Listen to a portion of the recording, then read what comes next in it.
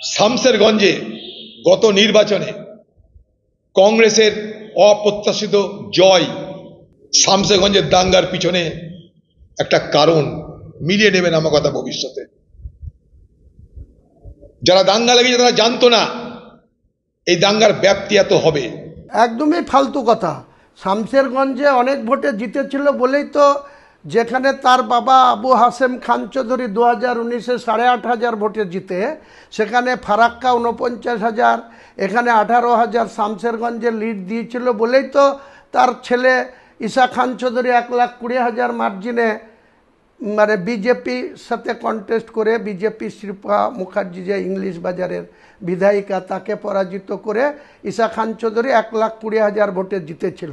আমাকে হারানোর সময় শুরু হয়েছিল যে দাঙ্গার খেল শক্তিপুরে, সেই শক্তিপুর থেকে বেলডাঙ্গা নওদা হয়ে জঙ্গিপুর হয়ে তা শামসেরগঞ্জে পৌঁছে গেল।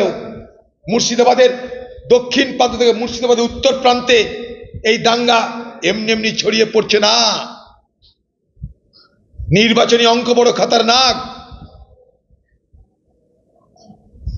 শামসেরগঞ্জে কংগ্রেসের জয় যদি কারোর মনে ভীতি সৃষ্টি করে থাকে, কেউ যদি ভেবে থাকে আমার হার নিশ্চিত হতে পারে, আমরা বিপদে পড়তে পারি, হারতে পারি, দাঙ্গা করার পিছনে তাদের অবশ্যই প্রশ্রয় থাকতে হবে।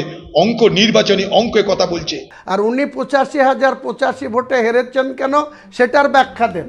উনি আর ঈসা খান চৌধুরীর জিতার ক্রেডিট আর ওনাকে নিয়ে কিছু লাভ হবে না 26-এ।